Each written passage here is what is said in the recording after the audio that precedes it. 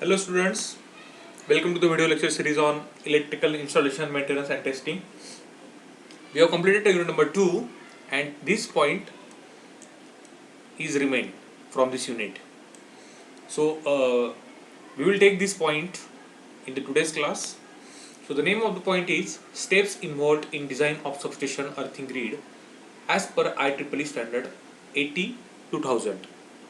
So before that, I want to explain this in a simple way that while designing the substation, we have to make sure that first the load on that particular substation that we have to find out. Next, we are interested the near localities near to that substation. We are interested to find out the, you can say, the earth resistance also for that particular area, and we have to choose the site as that resistance of the particular earth where that substation is going to install or erect, that the earth area should be as minimum as possible, because we know that whenever the earth resistance is high, then we cannot pass the excess amount of current to the earth. So we have to maintain the earth resistance as minimum as possible. So while designing the substation, we have to take this point in a consideration that the earth resistance should be as minimum as possible. And this IEEE International, you can say, Electrical and Electronics Engineers Association has given the number 80-2000. So 80 is the number of earthing, or you can say design of earthing, and in the 2000 year they have found this you can say the standard procedure. Yes, with this help we will discuss the today's point. So I directly take the experiment. So in your syllabus there is experiment also based on this topic. So the name of the experiment is design of earthing grid for 132 to 220 kilovolt substation. So we are interested to design the earthing grid. Earthing grid means what? We have to set up the earthing grid before the installation of the substation into the earth. So grid is nothing but it is a, you can say, the net, or you can say मराठीत मध्ये म्हणतो ना आपल्याला जाळं. आपल्याला एक थोडक्यात एक जाळं विणायचं आहे जमिनीवर पहिले सुरुवातीला सबस्टेशन बनवण्याच्या आधी. So this is called as a design of earthing grid, and the substation having the range of 132 to 220 kilovolt. So this is the high voltage substation we are interested to erect, and for that we are interested to make the design of earthing grid. Yes, the aim is to study the design of earthing grid for 132 to 220 kilovolt. The pre-lab question is enlist the earthing standard need to follow while designing the earthing system. So the answer is IEEE 80-2000 standard we have to follow. State the basic need of earthing. So one can say that for the human safety or for the operator safety we are following or we are using the earthing, and we can say that whenever there is no earthing is available, then that person will get shock, or that operator will get shock. So it is better to have the earthing for that particular area, for that particular equipment, or for that particular system. In the substation, earthing system is essential not only to provide the protection of the people working in vicinity of the earth facilities and equipments against the danger of electric shock, but due to the maintain proper function of the electrical system. So we have to protect the equipment also, and we have to protect the operator also. So these two functions are achieved via earthing. These calculations are based primarily on the guidelines provided by IEEE standard 80-2000, so that we have discussed already. The name of that guideline is the Guide for Safety in AC Substation Earthing. Yes, and for designing of particular earthing system or earthing grid, data is needed. So data is the substation grid area, the soil resistivity at that site. So soil resistivity is nothing but the soil with the help of earth resistance we are going to calculate the earth resistance, and with this we can calculate the soil resistivity. Yes, the next point is the maximum grid current. So with the help of that load capacity of that particular substation we can find out the maximum grid current. Next, the resistivity of soil at surface. So this point is also important, and for designing they have given some data. So the ready-made data is available, and with use of this data, by putting the values of these points in particular formula, we will calculate the design of earthing grid. So let's say soil resistivity is 25, unit is ohm meter. The ground resistivity, sorry, this is the ground resistivity is there, so it is a 3000 ohm meter, and I have used here notations, so this can be used directly in the formulas.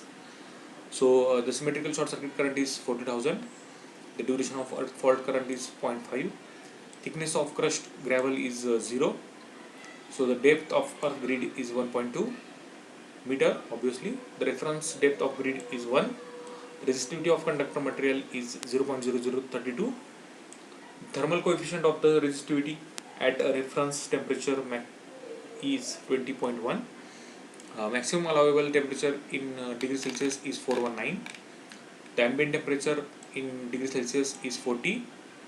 We are interested for the, you can say, 1 upon A0 or 1 upon AR in degrees Celsius, so that is 293.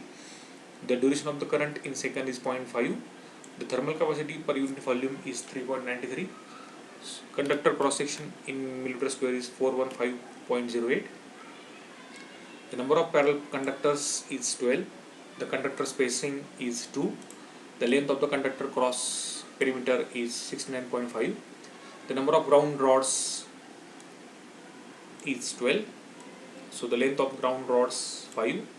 Total length of the ground rods is 60. The total length of the buried conductor is 248. The total length of buried conductor and rods is 308. So the addition of these two, so we will get to 308. Maximum length of the conductor is 25. Maximum length of the conductor is y-axis is 10, and the area of the grid is 247.5, and the decrement factor for the entire duration of the fault is 0.415. Now we are interested for the calculation of the 220 kilovolt bus section. So we are interested for the sizing of the earth conductor. So this is the formula. The formula is A millimeter square divided by is equal to I upon under root of TCAP into 10 to minus 4 divided by TC alpha R rho R log of K0 plus Tm divided by K0 plus Ta.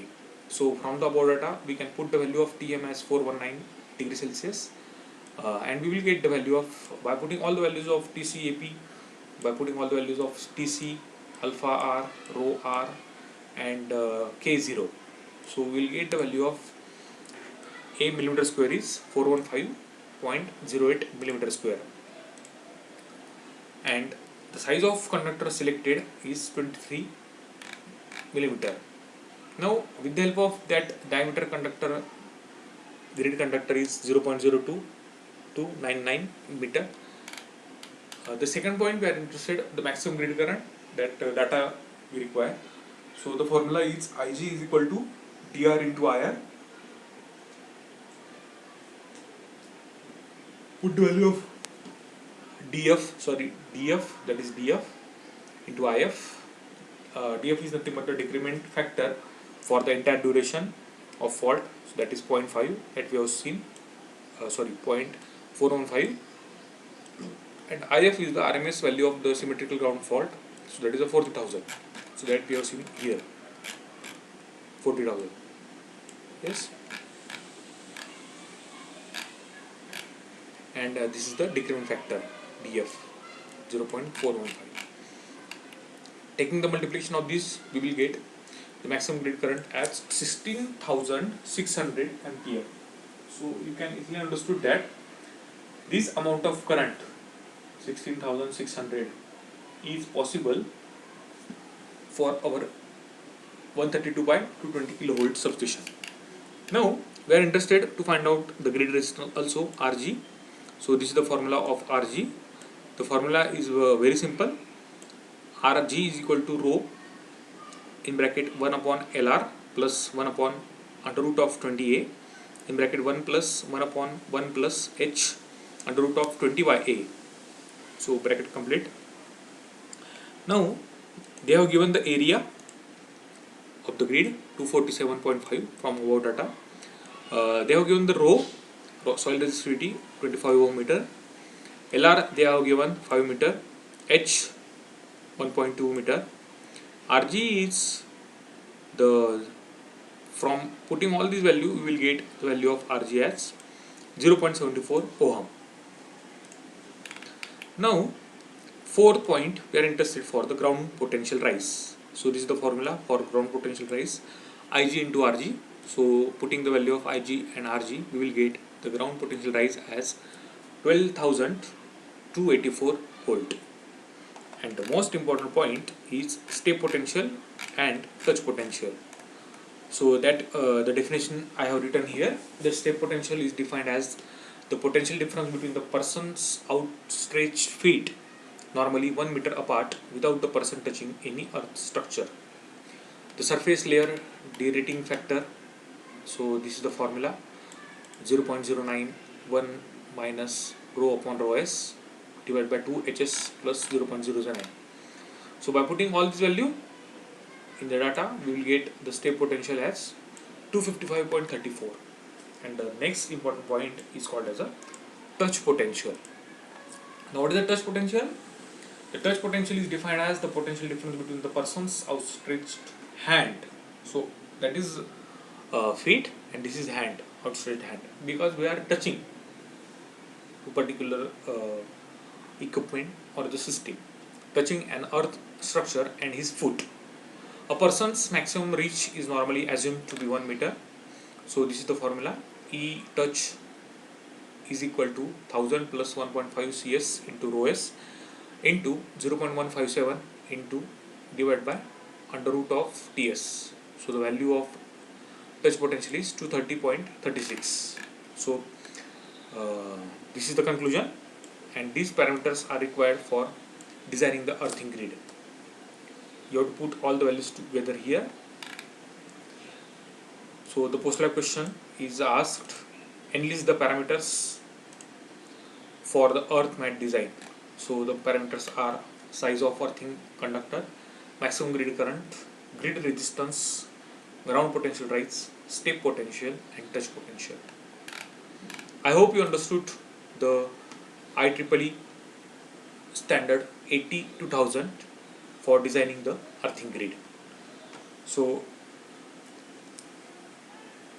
thank you, God bless you all.